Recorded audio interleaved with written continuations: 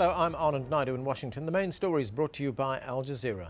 Sri Lanka's government says it's easing restrictions on more than 130,000 ethnic Tamils living in government-run camps.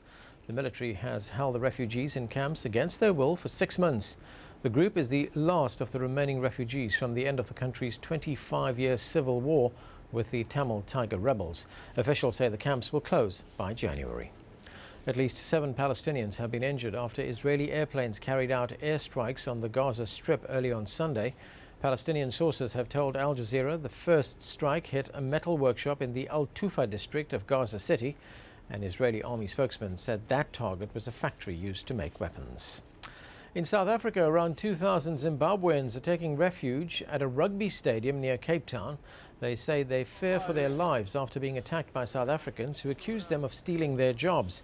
Government officials deny claims by aid agencies that xenophobia is to blame and say the matter is a labour dispute.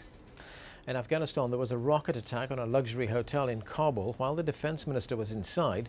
2 people were injured. Al Jazeera's James Bays is in Kabul.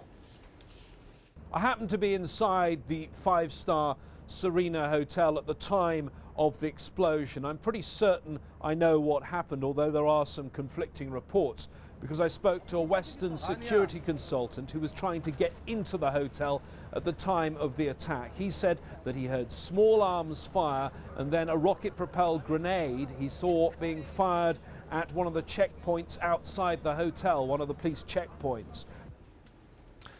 The incident came just hours after NATO took over responsibility for training the Afghan army and police from American forces.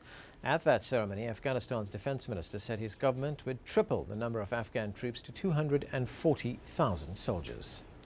Health officials in Saudi Arabia say 4 people have died from the H1N1 virus as this year's HAJJ pilgrimage gets underway in Mecca. Authorities say the victims became sick as they arrived in the country. 3 of the deceased were elderly, while the 4th was a 17-year-old woman from Nigeria. And those are our top stories. Don't forget, you can keep up to date with all the news on our website, and you'll find that at aljazeera.net/English.